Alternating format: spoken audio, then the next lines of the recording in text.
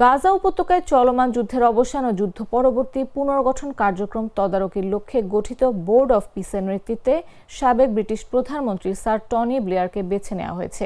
Donald ট্রাম্পের ঘোষিত শান্তি পরিকল্পনার অংশ হিসেবে যুক্তরাষ্ট্রের উদ্যোগে এই আন্তর্জাতিক বোর্ড গঠন করা হয়েছে। হোয়াইট হাউস জানিয়েছে, বোর্ডটি গাজার সামরিক প্রশাসন, নিরাপত্তা কাঠামো এবং পুনর্গঠন কার্যক্রম সমন্বয়ের দায়িত্ব পালন করবে। সাবেক ব্রিটিশ প্রধানমন্ত্রী টনি ব্লেয়ার বোর্ডের শীর্ষ নেতৃত্বে থাকবেন এবং কূটনৈতিক ও রাজনৈতিক সমন্বয়ে গুরুত্বপূর্ণ ভূমিকা পালন করবেন। এই বোর্ডের চেয়ারম্যান হিসেবে ডোনাল্ড ট্রাম্প থাকলেও কার্যকর নেতৃত্ব ও কৌশলগত দিক নির্দেশনায় টনি ব্লেয়ারকে কেন্দ্রীয় দায়িত্ব দেওয়া হয়েছে বলে জানা গেছে।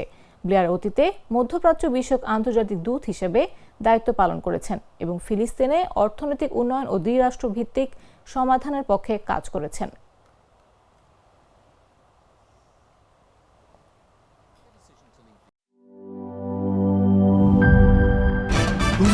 ভয় পাস না, এটা কসমিক ডোর। শব্দের আরেক নাম কসমিক ডোর। এর ওয়াল থিকনেস ও রিপ থিকনেস বেশি থাকায় এটাকে 50 বছরেরও বেশি। কসমিক ডোর, নিশ্চিন্তে 50 বছর।